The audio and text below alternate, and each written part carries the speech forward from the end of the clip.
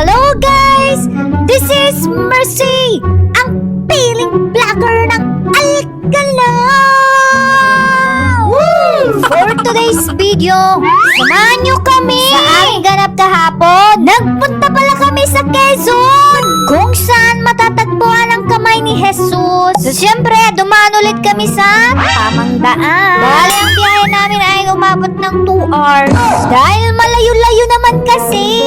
Ang lawak pala ng Laguna, guys. Grabe din ang inabot ng aming biyahe. Tapos, na-video ko tong mga big bike na ito. Grabe! Parang kanila ang daan!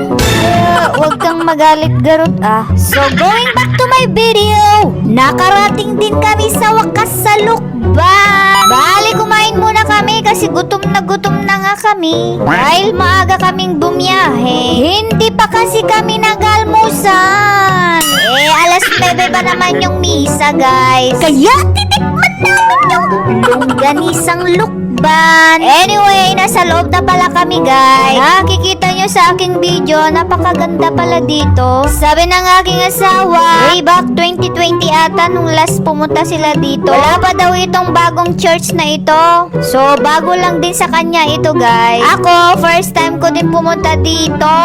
So, pagpasok namin sa church, napakaganda niya, guys. As you can see naman, saktong natapos na yung unang mass, pumasok na din kami. So, 1 hour and 30 minutes later, eto na nga at pinuntahan namin itong grotto. Libre lang pumasok dito, guys. Ang sabi-sabi, 100 steps daw ito. Pero nung nagtanong ako kay Mr. G, nasa 305 steps siya, guys. At ito na nga at sinimulan na namin. Kapag pumunta pala kayo dito, magdala kayo ng panyo.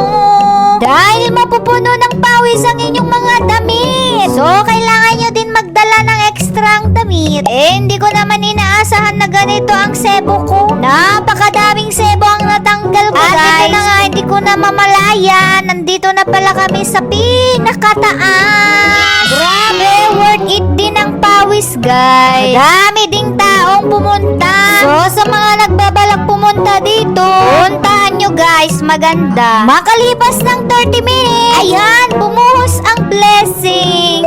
Umulan siya, guys. So, ayan na nga, at bababa na kami. Sa sobrang pagod ni Piling, kinuha na ng aking asawa ang aking bag. Nag-sweet mood na. So, ayan na nga, at nasa exit na kami. Tapos, binidyohan ko yung aking sarili. Ang daming sebo!